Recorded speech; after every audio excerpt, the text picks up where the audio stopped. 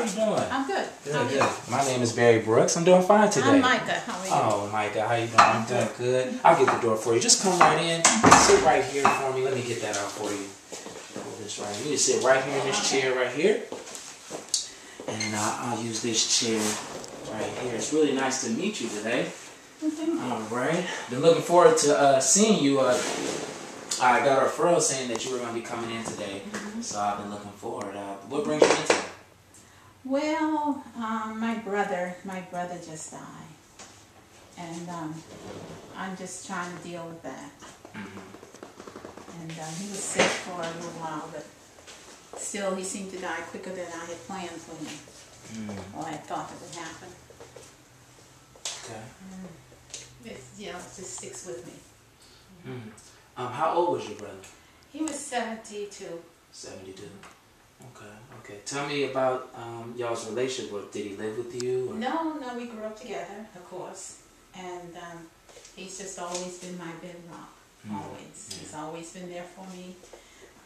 We talked, not as frequently as I liked, but we talked. Whenever I went home, we always spent time together. And he was always the one that I could always depend on. I have another brother, but not so readily can I depend on him. But this one, he was only, 2 years older than I am, so he was very close to me. Good memories, huh? Good memories. Excellent memories. Good memories. Absolutely. So I feel as if maybe, because of all those memories, just sort of you just really miss him and feel as if it's too early. Because I can't pick up the phone and call him. Yeah. And I'm used to whenever there's a problem, just pick up the phone and call him. Yeah. He always had an answer. If it was no more than, girl, what are you worried about? Or something. No, he always had a good answer. So, I sense that your brother was more like your kind of a father figure to you as well? No, because my dad had an excellent dad. Unbelievable dad. Okay. We were just buddies, just pals. We were just good friends. We just, he taught me everything I knew about being me, I guess. He taught me to be a tomboy. He taught me how to ride a bicycle. He taught me how to skate. He taught me how to ice skate. He taught me how to climb fences, how to climb trees. Anything that he could do, he taught me how to do it. He taught me how to hammer, how to saw. He taught me everything that was like that. And whatever he didn't teach, my dad would teach me how to do it. So we were just close. We were just tight. He's my brother. Your brother sounds like he was a wonderful man. He was. He was a good man. He was a good man. A good man. He was a good father. He has 5 children, and he was an excellent father. Unbelievable father. Took care of his kids even up until when he was dying. He was making sure they were okay. And the last time I went to see him, he said to me, well, he always said to me, we had this little thing. He would always say to me, are you straight? Meaning, do you have any money? And I would say, I'm okay. And he would say, you're straight? And I do like that. And the last thing he said to me, when he couldn't talk anymore because he had a trach. And the last thing he said to me was, and I went, okay. And then he went, okay, it was all right. Then I said, I have money, so I'm okay. So he just always looked out for me. Yeah. So he was more like a protector. Oh, big time. Yeah. Big time. Even though when we were little, I used to have to beat up people for him because he wouldn't fight. But I would fight. So if anybody said something I didn't like, I'd just jump on and beat them up. But now that I'm grown, I don't jump on people. Oh, no. Okay. So you were more the physical protector in the presence. He was more of the, I'll take care of you, anything you need. How does that make you feel like now that, even though he's gone, he, maybe left a good stamp in your life, do you still feel like he's taught you everything you need to know? He didn't teach me how to live without him. I don't know how you teach somebody to live without you, but we had this deal when my mother and father died, and he was fine then. And I had told him that he couldn't die before I did. And he told me, got you covered. I'm not going to die before you do. And the last time I saw him before he died, and I hugged him, and I said, you know the promise you made to me? And he shook his head, yes. I said, then you can't leave me. And he said, okay. But he did. So. Yeah. I feel as if you may feel like he broke his promise, maybe for the first time. Yeah. But I mean, it wasn't anything he could avoid doing. It was just the way it was. And that's something you just understand. But I don't like it, but that's the way it is. Yeah. How long has he been gone? He just died the last week of August. Mm. And he was buried September 1st, last year. Oh, okay. How have you been dealing with that, day to day? I don't have much time to deal with it because I'm working all the time, and, which I guess is a good thing. So when I go home at night, I'm tired, I go to sleep. I talk, of course, to my nieces and nephews frequently because I have to comfort them and keep them buoyed up, especially his daughters. Yeah. And so I guess when we talk about him, we talk about him a lot because they miss him too, and that helps. That helps. And it seems as if y'all shared a role of protection. Do you feel as if it's kind of all on you now? Oh yeah, I feel like I'm on my own. Although I have 3 daughters, but still I'm their protector.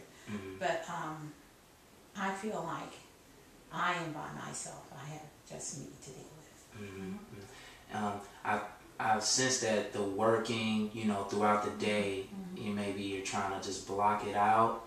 No, I've been a workaholic all my life. Oh, okay. Ever since I graduated from school, I've worked long hours. That's just the way I am.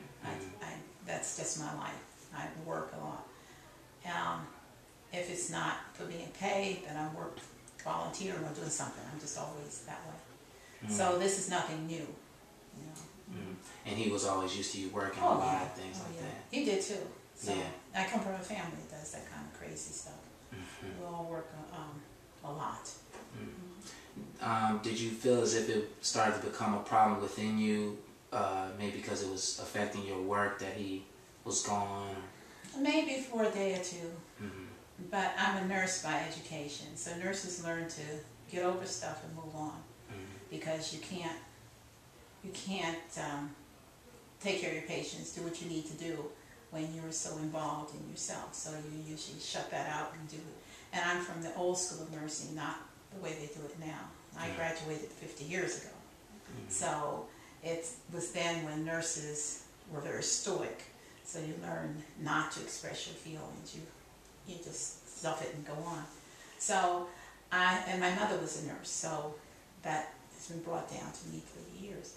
So you do learn to just go on and do what you have to do.